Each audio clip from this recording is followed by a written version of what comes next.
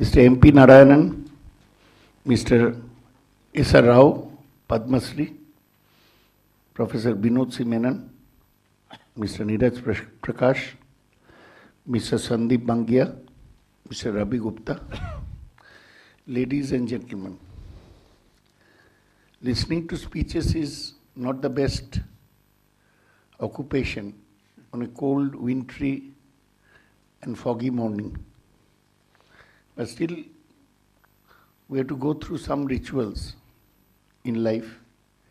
Maybe this is one of them. It gives me immense pleasure to inaugurate the Smart City 2010, organized by eGov, a magazine, in collaboration with the National Institute of Urban Affairs and National Institute of Smart Governance. I'm indeed very happy to learn that the convention has envisaged to bring together the government experts, solution providers, academicians, and practitioners to deliberate upon to devise an integrated urban development approach in the technology paradigm, to identify the ways and means for optimal use of information and communication technology to make our city life more conducive to the desired pace of growth. ICT has revolutionized our day-to-day life and is playing a pivotal role in our present-day life. But it is conspicuous that we shall have to make a great deal of change in ourselves and in our system to take optimum use of ICT as an individual and more so at the level of the government for the development of the cities. City signifies population, easy access to basic amenities, commerce, culture, aspiration and prosperity. It also inhibits proper housing, transport facilities and recreational activities inter alia. With the unprecedented increase in urbanization and the ever-growing demands of the citizen, the very concept of urban planning assumes significance. To make cities better planned, livable, connected and smarter, citizen-centric, with judicious blend of good governance, the use of information and communication technology is paramount. To take the discourse further on achieving the above-mentioned goals of healthier and wealthier city, there is a need to have a consensus to devise a comprehensive and integrated common approach of governance. In 2001, India with 286 million population inhabiting in urban areas was the second largest urban population in the world, and it is being estimated that by 2025, nearly 40% of the population would be urban. Globally, the figures are even more fascinating. As per World Bank estimates, currently half of the global population is residing in urban areas. And in decades to come, 60% of the population would be living in urban areas. Viewing the statistics, a relook on urban development theory is inevitable. Urbanization is often viewed as a negative trend, but in fact, it occurs naturally from individual and corporate efforts to reduce expense in commuting and transportation, while improving opportunities for jobs, education, housing, and transportation. Urbanization as an engine of growth proliferates jobs, socio-economic development, and most importantly, is a tool for poverty alleviation. The key challenges with urbanization are to provide better transportation, integrated public infrastructure, increase human capital, long-term planning, sustainability, citizen centricity and distribution of equal economic opportunities, and poverty alleviation. As a result of the fast spurt of urban population, the most urban settlements are characterized by shortfalls in housing and water supply, inadequate sewerage, traffic congestion, pollution, poverty and social unrest, making urban governance a difficult task. Urban local bodies, which are statutorily responsible for provision and maintenance of basic infrastructure and services in cities and towns, are under fiscal stress.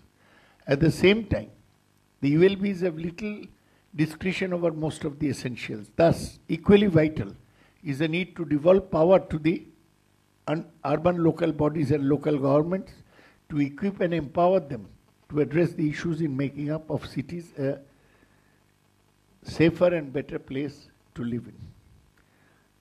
The Jawaharlal Nehru National Urban Renewal Mission, JNNURM, under the Ministry of Urban Development, Government of India, a flagship program, was launched in 2005 with the goal of achieving reforms-driven fast-track and planned development of identified mission cities.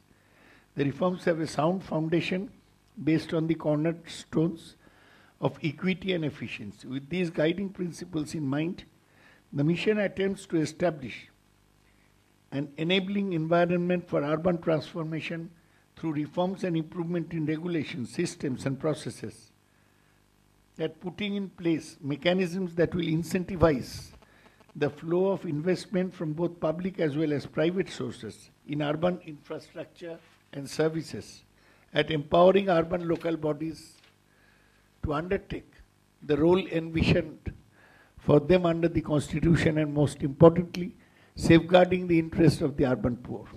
4 years since the launch of the mission, I can confidently say that JNNURM has triggered the process of provision of an enabling environment for the growth of the cities by improving urban governance, augmenting civic infrastructure, and enhancing effective delivery of basic services such as water supply, sewerage, drainage, and solid waste management.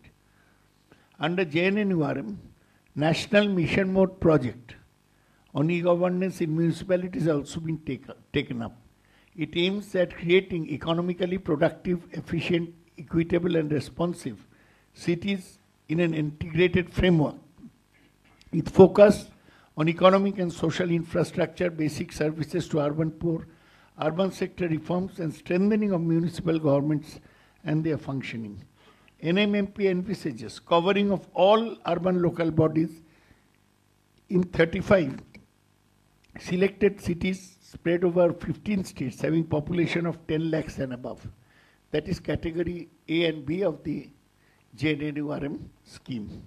E-governance is one of the mandatory reforms under JNNURM. It is expected to take care of the implementation of minimum 8 basic municipal services stated in the 12th schedule of 74th Constitutional Amendment.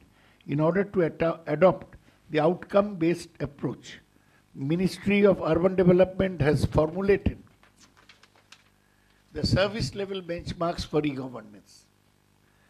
The benchmark defines the measurement of performance indicator in an unambiguous manner for minimum 8 specific service areas. The urban local bodies are to look at this benchmark in service delivery through the e-governance mode. Technological intervention and citizen services delivery. There are some serious challenges which mar the working of municipalities, and that includes manual system of working, lack of transparency and accountability, and high waiting time in availing government services.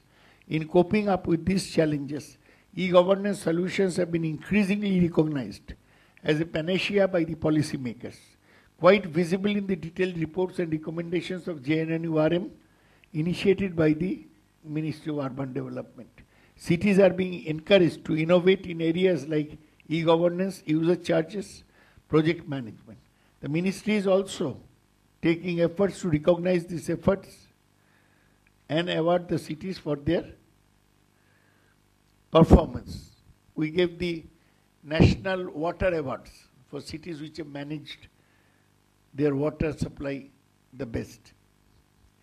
The involvement of private sector in delivery of municipal services shall result in improvement in service delivery and operating efficiency by use of better technology, different method of service delivery. Hence, PPP model could be leveraged for effective implementation and monitoring of the reforms and the projects, ensuring efficient functioning of the government bodies, citizen service delivery, and friendly environment for business.